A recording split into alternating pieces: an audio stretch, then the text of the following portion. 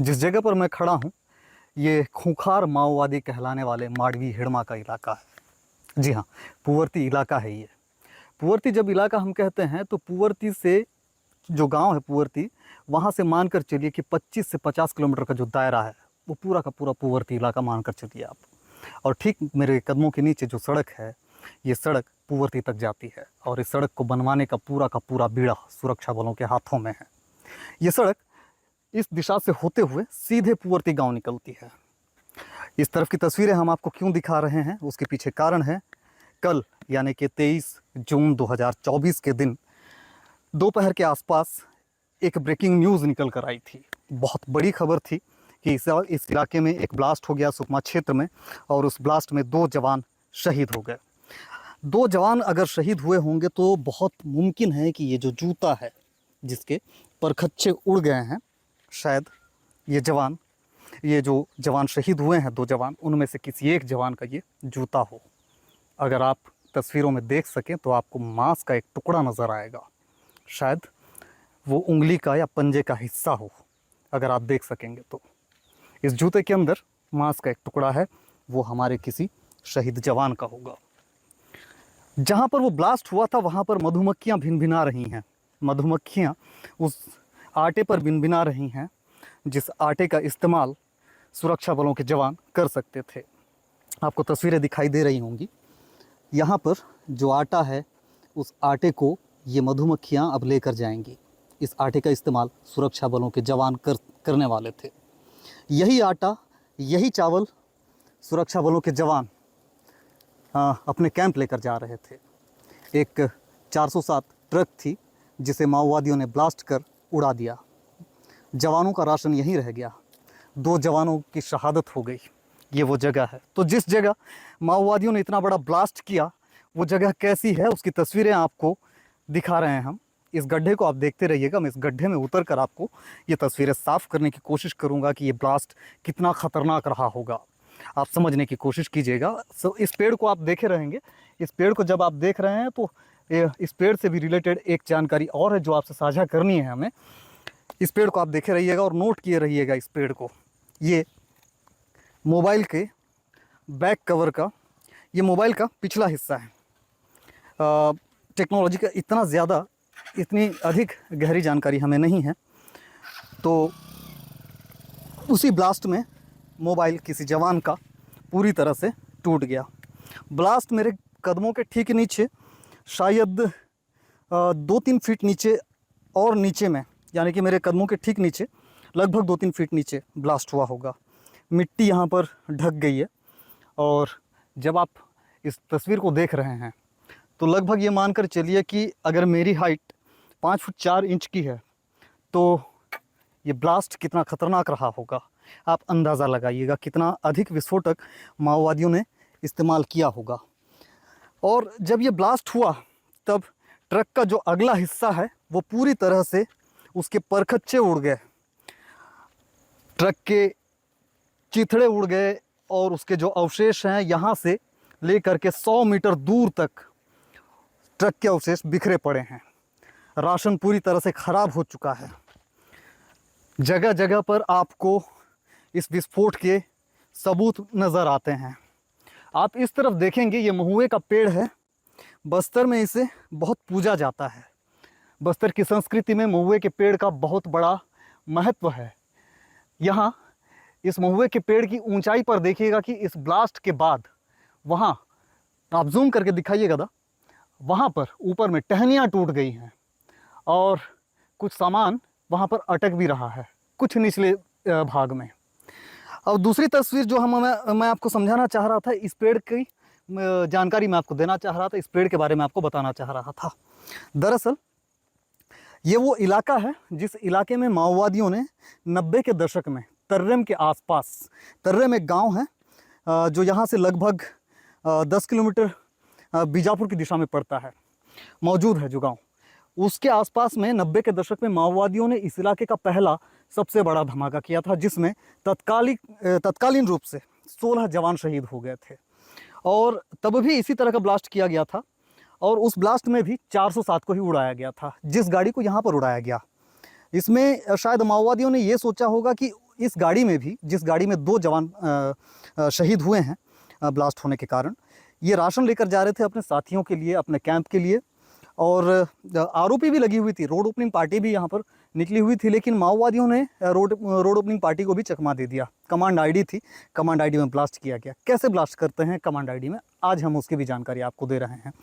इस तरह से एक पेड़ को चिन्हांकित किया जाता है। ये सड़क है, इस सड़क पे यहाँ पर पेड़ के ठीक सामने में एक बम प्लांट किया जाता है और इस पेड़ को टारगेट करते हुए अगली दिशा में, अपोजिट डायरेक्शन में, इस तरफ कोई ना कोई एक ऐसा माओवादियों का सदस्य मौजूद रहता है जो वहाँ से, उस जंगल से ये देखता रहता है कि अगर यहाँ पर गाड़ी पहुँचेगी इस जगह पर तो वो पेड़ को ढक लेगी, और जैसे ही गाड़ी पेड़ को ढकेगी तो वहाँ से वो स्विच ट्रिगर करेगा, और जैसे ही वो स्विच ट्रिगर करेगा यहाँ पर ब्लास्ट होगा। और ब्लास्ट होने के कारण जो गाड़ी है वो ब्लास्ट के कारण उसके परखच्चे उड़ जाएंगे और गाड़ी में जो लोग सवार हैं उन सभी की मौत हो जाएगी। और होता भी यही है, लेकिन लंबे समय बाद माओवादियों ने इस तरह से बारूदी सुरंग विस्फोट कर जवानों की जान ली है। 2 जवान शहीद हुए हैं। माओवादियों की शायद ये मंशा रही होगी कि उस गाड़ी में काफ़ी सारे जवान मौजूद होंगे, लेकिन माओवादियों की मंशा बहुत हद तक सफल नहीं हो पाई, पूरी नहीं हो पाई। और ये एक मोबाइल का टुकड़ा है, ये वही मोबाइल का टुकड़ा है जिससे शायद शहीद जवानों में से कोई एक जवान अपने घर परिवार में, अपने दोस्तों से, अपने बंधुओं से, अपने मित्रों से फ़ोन लगाकर बात करता रहा होगा। अगर इस मोबाइल में प्राण होते, अगर ये मोबाइल घायल होता, तो इस वक्त मैं इससे पूछता कि बता कि वो जवान किन किन लोगों से बात करता रहा होगा, तो शायद ये मोबाइल ये जवाब दे पाता कि वो अपने बच्चों से भी मेरे ही माध्यम से बात करता था और कहता था कि दिवालियों की छुट्टी में ज़रूर घर आऊँगा। कुछ चीज़ें आपको भावुक कर देती हैं। रिपोर्टिंग के वक्त आपको भावुक नहीं होना चाहिए, लेकिन विस्तार न्यूज़ के बारे में, विस्तार न्यूज़ के जो एडिटर हैं वो कहते हैं कि विस्तार न्यूज़ ना तो रीजनल चैनल है और ना ही नेशनल चैनल है।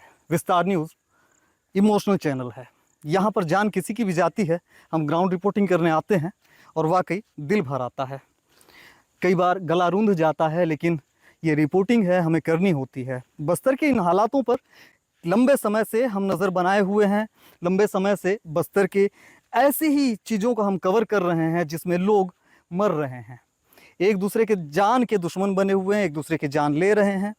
और यहाँ सिर्फ हथियारधारियों की बात नहीं है कि 2 पक्ष हैं और वे एक दूसरे के खिलाफ हथियार लेकर चल रहे हैं। यहाँ उन हथियारधारियों के बीच जो आम लोग हैं उनकी भी ज़िंदगी अक्सर ख़तरे में पड़ती है, उनकी भी जान जाती है और बहुत ज़्यादा प्रताड़ित वो भी होते रहते हैं। लेकिन इस घटना में जिन 2 जवानों की जान गई है, जो 2 जवान शहीद हुए हैं, ये वो जगह है, ये वो सबूत है, ये गवाह है, ये गड्ढा गवाह है उस ब्लास्ट का, जिस ब्लास्ट में उन 2 जवानों ने अपनी जान न्यौछावर कर दिया। इस इलाके में शांति स्थापना की कोशिश, जिस तरह से लोकतांत्रिक व्यवस्था के जिम्मेदार सत्तासीन करते हैं कि इस इलाके में शांति स्थापना की पूरी कोशिश की जा रही है। लेकिन कई सवाल उठते भी हैं। इन सवालों में एक सवाल जो सबसे महत्वपूर्ण है वो सवाल ये है कि इतने लंबे समय से अगर माओवादी इस इलाके में काम कर रहे हैं, अगर माओवादी इतने लंबे समय से जल जंगल ज़मीन की बात करते हैं, तो कहाँ है जल जंगल ज़मीन की वो बातें जो ज़मीन पर तो नज़र नहीं आती। और दूसरी तरफ सरकारें भी हैं, उन सरकारों की भी बात की जानी चाहिए जिन्होंने इस इलाके को लंबे समय से ऐसे हालात में छोड़ दिया, जिन हालातों को अनाथ जैसे स्थिति में कहना गलत नहीं होगा। इस इलाके को अनाथ की तरह छोड़ दिया गया। इस इलाके को माओवादियों ने अपना पैठ बना लिया, अपना गढ़ बना लिया। और अब जबकि ये सब कुछ इतना ज़्यादा बढ़ चुका है, तब यहाँ पर एक ऐसी लड़ाई लड़ी जा रही है जिसमें लगातार माओवादियों को मात मिल रही है। लंबे समय तक इसी तरह के ब्लास्ट किए जाते थे, जवानों को बहुत ज़्यादा नुकसान पहुंचा करता था। ये पहली बार ऐसा हो रहा है, साल के शुरुआत से लेकर के अब तक के लगातार माओवादियों को बड़े नुकसान पहुंचाए गए हैं सुरक्षा बलों की तरफ से। और 131 से अधिक माओवादियों को मार गिराने का दावा जहां पर सुरक्षा बलों के जवान करते हैं। हाल ही में माओवादियों के केंद्रीय कमेटी की तरफ से एक प्रेस रिलीज आया है जिसमें 125 से अधिक माओवादियों को मार गिराने की बात जो है, मारे जाने की जो बात है वो माओवादियों की केंद्रीय कमेटी ने खुद कबूली है। तो यहाँ पर देखे जाने की जो बात है वो ये है कि अगर जंग की स्थिति की बात करें और जंग की रिपोर्टिंग की जाए तो सीधी और साफ तौर पर एक बात निकल कर आती है कि माओवादियों को बड़ा नुकसान पहुंचा रहे हैं सुरक्षा बलों के जवान। लेकिन जब जंग की स्थिति बनती है तो दोनों पक्षों को नुकसान पहुंचता ही है, चाहे कोई पक्ष कितना ही हावी क्यों ना हो, जीतने वाले पक्ष को भी नुकसान पहुंचता ही है। और अभी जीत की स्थिति में जो पक्ष नजर आ रहा है वो पक्ष सुरक्षा बल हैं और सुरक्षा बलों के 2 जवान इसी विस्फोट में शहीद हुए हैं। लेकिन हम लगातार माओवादियों से भी अपील कर रहे हैं, सुरक्षा बलों से भी अपील कर रहे हैं, बस्तर के ऐसे पूरे के पूरे क्षेत्र के आदिवासी भाई बहनों से भी हम ये अपील कर रहे हैं जो माओवाद प्रभावित क्षेत्रों में रहते हैं। ऐसे बाशिंदों से हम लगातार अपील कर रहे हैं कि इस क्षेत्र में शांति बहाली के लिए जितने हो सके उतने सार्थक प्रयास किए जाने की सख्त ज़रूरत है। युकेश चंद्राकर, विस्तार न्यूज़, ग्राउंड ज़ीरो, सुकमा।